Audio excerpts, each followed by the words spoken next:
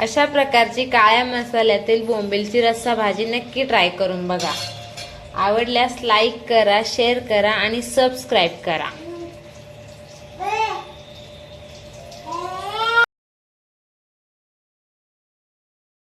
बोंबीलची भाजी बनवण्यासाठी मी इथे घेतलेले आहे, बारीक कट करून बोंबील घेतलेले आहेत, ते साफ करून घेतलेले आहेत।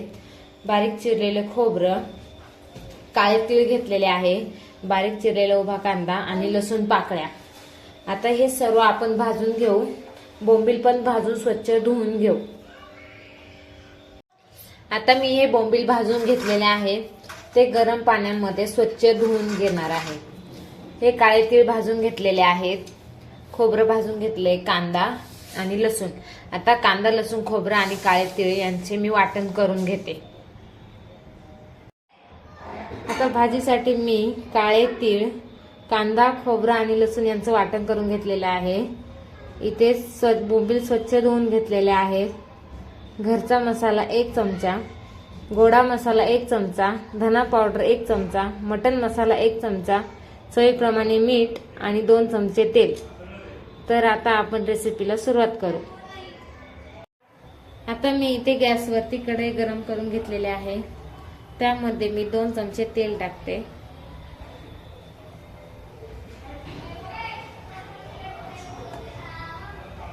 त्यानंतर घरचा मसाला 1 चमचा, गोडा मसाला, धना पावडर, मटन मसाला, हे सर्व मसाले चांगले परतून घेते।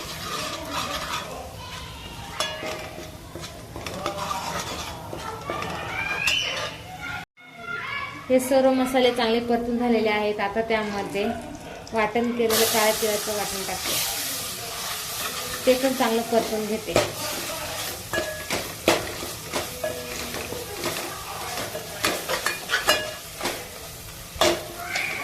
नंतर कांदा, खोबरं आणि लसूण यांचं वाटण।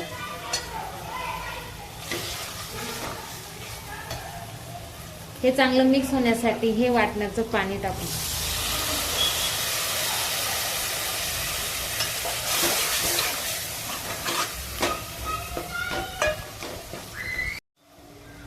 आता आपला वाटण केलेला मसाला चांगला परतलेला आहे, त्यामध्ये मी चवीप्रमाणे मीठ टाकते।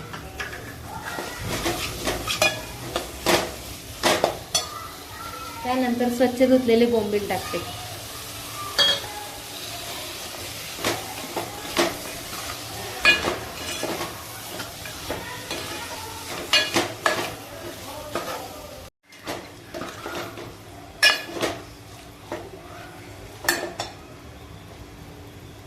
आता त्यामध्ये मी गरजेनुसार पाणी ऍड करते।